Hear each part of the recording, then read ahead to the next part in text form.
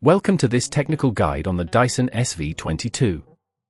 We are Kelatos Informatica, specialists in technical repair.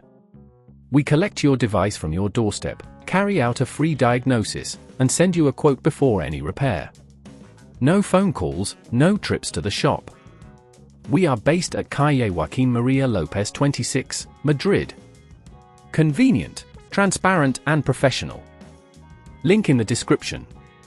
If your Dyson SV22 starts but has no power at all, you're not alone.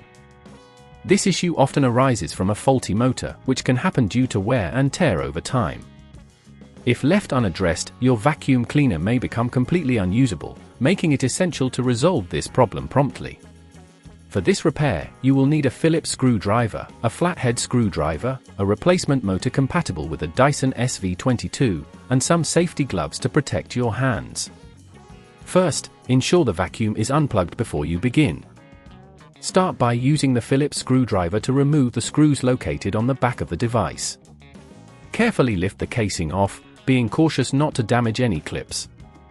Once the casing is removed, you'll see the motor assembly. The motor is usually located towards the bottom of the unit, and it's often held in place by several screws. Gently unscrew these and take note of where each screw belongs, as they can be different sizes. As you remove the motor, you will find some wires connected to it.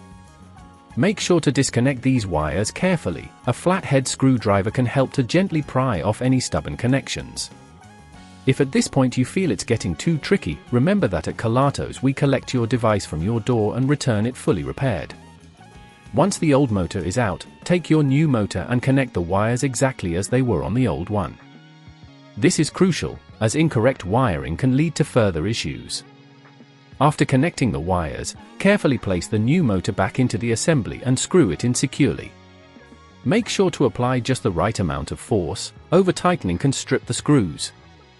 Once everything is back in place, replace the casing and secure it with the screws you initially removed. Finally, plug the vacuum back in and turn it on to check that it's working properly.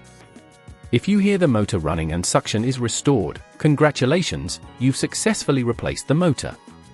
To prevent this issue from arising again, ensure you regularly clean your vacuum and avoid sucking up large debris that could damage the motor. Regular maintenance will prolong the life of your Dyson SV22 and keep it in good working order.